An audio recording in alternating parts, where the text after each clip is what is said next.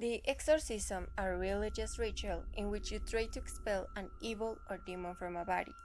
The most famous cases are those of Annelise Michel and Ronald, who inspired movies like The Exorcist and The Exorcism of Emily Rose. Now I will show you 5 shocking exorcisms. David Berkowitz, American serial killer, known as Sam Son or the 44 caliber killer, committed his crimes by shooting his victims with a chartered arms bulldog revolver. He was arrested in 1977.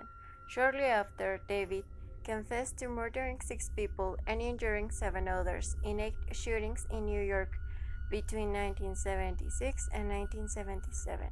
Imprisoned in 1977, declared that he murdered because a demon forced him to do so. He was sentenced to 6 life terms.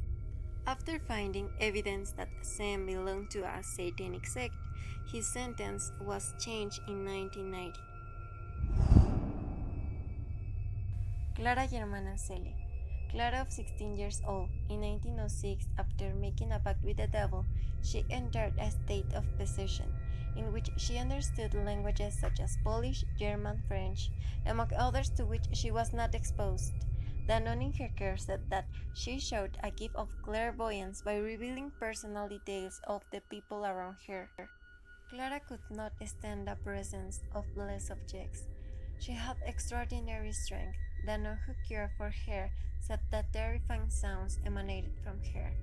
The girl levitated in the air about 5 feet high. During the exorcism, she tried to suffocate the priest with his stole and touched the Holy Bible. At the end of the exorcism, she was released from the demon that lived in her. Aaron Cheyenne Johnson. The case, also known as The Devil Made Me Do It, it's the first case in a United States courtroom in which the defense used as an argument for innocence demonic possession. On November 24 of 1981, in Brookfield, Connecticut, Johnson was convicted of manslaughter in first degree by murdering his landlord, Alan Bono. According to the testimony of Glatzel family, David, of 11 years old, he was the main host of the demon that forced Johnson to kill Alan Bono. After some paranormal events involving David Glatzel, his family, in a desperate attempt to help him, they called for Ed and Lorraine Warren, who were demonologists, who, after gathering information, proceeded to perform the exorcism. With a few Catholic priests, the process continued several days, until a demon flees from David's body to enter into Johnson's body, who months later killed his landlord in a discussion. During the trial, Ed and Lorraine Warren determined that the possession was true, but the judge determined that the possession was not a defense, and sentenced him to 20 years, of which he only served 6. Michael Taylor. He lived in Osset, working as a butcher. In 1974, his wife Kristen declared that he cheated on her with another woman. Taylor admitted it and affirmed that he felt evil inside him. His behavior became erratic. Sometime later, the local vicar called other ministers with experience in liberation and preparation to drive out the demons that reside within men. The exorcism was carried out from October 5 to 6, 1974, in the Church of St. Thomas, at Gaver led by Father Peter Vincent, Anglican priest of St. Thomas, a Methodist cleric, and Reverend Raymond Smith, who they said, in an all-night ceremony, they summoned and cast out at least 40 demons, including those of incest, bestiality, blasphemy, and lust. In the end, exhausted, they allowed Taylor to go home, although they felt that at least 3 demons, madness, murder, and violence, were still left in him. Taylor came home and brutally murdered his wife and dog at trial and was acquitted for insanity. Marta, the fictitious name that Father Antonio Fortea gave her. A 20 years old girl begins to undergo behavior changes. Then her health began to decline. Upon entering the hospital, due to severe pain, loss of vision, seizures while screaming non-stop.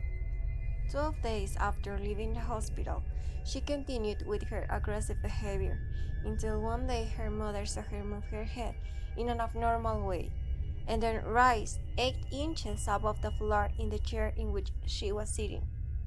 After a desperate search for help, the Father Antonio Fortea of the Diocese of the City of Alcalá de Henares in Madrid agreed to help her. On March 23, 2002, the Fortea work began. The father recounted how difficult and painful Martha's healing process was. The priest discovered that the demons entered because of Martha's schoolmate who wanted to destroy her. The priest said that there were 7 demons, of which he expelled 6, and the one that remained, he said, I am present, so that the others can verify the existence of evil. Fortea recorded the evolution of Martha from 2002 to 2004, but in 2008 finally said that she was cured.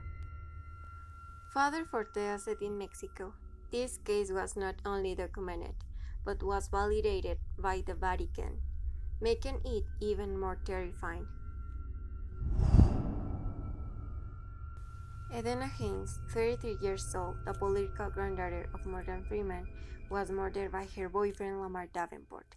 The attack was seen by George Hudaco, who was her neighbor in Washington. George Hudaco took it upon himself to call 911, saying that Lamar Davenport started stabbing her, while shouting, out demon, in Jesus' name I order you.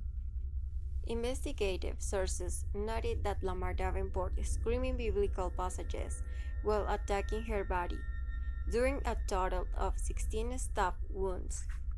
Edna Haynes was the granddaughter of Janet Bradshaw, the first wife of Morgan Freeman, who was very close to her. He mentioned, the world will never know her artistic talent. Her star will continue to shine in our hearts, thoughts, and prayers. May her rest in peace. Thanks for watching. If you liked the video, like, share, comment, and subscribe to see more videos like this. If you have video recommendations, please let me know in the comments below.